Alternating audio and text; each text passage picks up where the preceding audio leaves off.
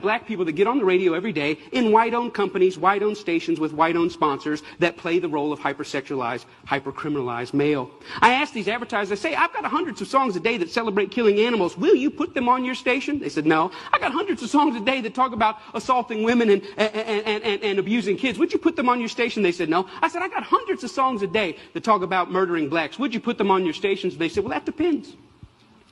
Depends on what? Who it's done by and who it's branded for. Because if we can get black folks to sing about it and we can brand it for our youngest black audiences, I think there's money to be made. I think there's American appetites to see these people that way. I said, how can you say that? They said, well, look, it's what these artists know. It's what they, black people, create. It's, matter of fact, our surveys say it's what they want to hear, which speaks of a sickness. How do we live in a society where somebody says, you know what, I'm inspired to write a song that celebrates murdering another person. And then a person says, I'd like to put that on my station. Another person said, I'd like to pay for it. And then there's people out here in the audience that go, I'd love to hear it, as long as it's black guys. Because even white people buy rap music, buy this type of stuff, because we know that when we want to hear about killing each other, we know who to turn to for that type of inspiration. We call it our music. We say we own it. White people buy more rap than black people. Yeah, but we're very careful to turn it down at the stoplight when other black people are there. Why? Because we know we're just pretending. For them, it's more authentic and real.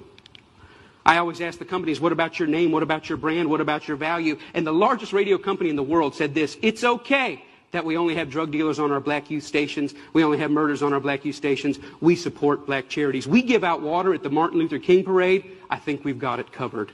We've bought them off.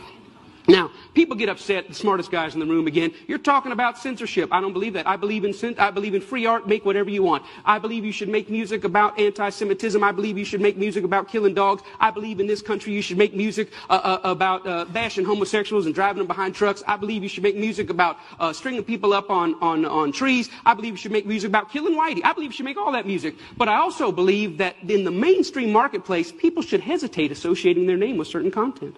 You know, there's certain stuff you can't buy at the store. Certain stuff you can't get on iTunes because their brand doesn't want it. But if you want to hear black people celebrating killing black people, they got thousands and thousands and thousands of those things to sell you. I don't think it's about censorship. I think it's about American cultural hypocrisy. Because here's the truth. These black entertainers, they can't sing just about anything. There's some stuff that'll get them fired. And they get dropped, and they get fired, and they get slapped on the wrist, and they get disciplined all the time. Why? Because sometimes they step over the bounds. A very famous case is what happened with Rick Ross. Rick Ross is the Mammy Two Shoes, one of the many Mammy Two Shoes of our day. He's a black entertainer in a world carved out for him and a role carved out for him by white entertainment companies. And one day he talked about, in the middle of a song that celebrated dealing drugs and killing blacks, he made a reference to date rape. And when he made that reference to date rape, that set social media on fire. That got 100,000 petitions in 24 hours. Hey, buddy, date rape is no joke. That had white people standing outside of Reebok in New York saying, you better take this seriously. We're tired of a rape culture in America. One line in one song moved the masses. And you know what Reebok did? Did they stand by him and say, hey, we believe in freedom of speech. We believe in freedom of expression. It's just a song. Calm down. No, they fired his tail on the spot.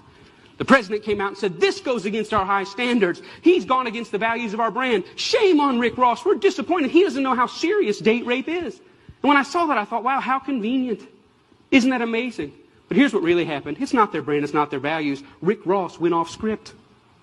He was hired to get black customers, and they think that black customers go with black bait. And in America, black bait is the hypercriminalized, hypersexualized portrayal of black people. And as long as he had sung about that, the stuff that got him hired, he still have a job at Reebok. But when he touched other sensitivities that affect us, he lost his job.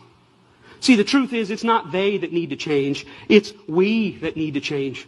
We created the lies. We created them for our profit. We own the companies. We own the record labels. We own the advertisers, and we keep putting it out. And it's this that's got to change. I thought about it. You know what? I wonder if White Mike could get anybody's attention on this. So I stood outside of a Walmart, and I said, hey, I don't think killing cops and killing blacks is very cool. And you know what? It only took 7 weeks of Mike standing out there, and they wrote a letter and said, yeah, we don't think it's cool either. We're going to pull our name off of that. The largest retailer in the world had never considered that maybe their commercial shouldn't be right before or after a song about young black men being gunned down.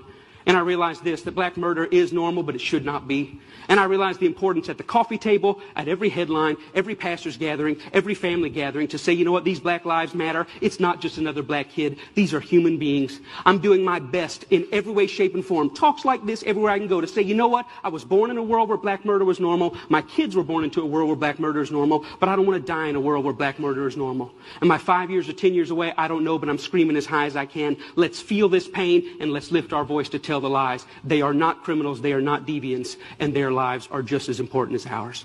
Thank you very much.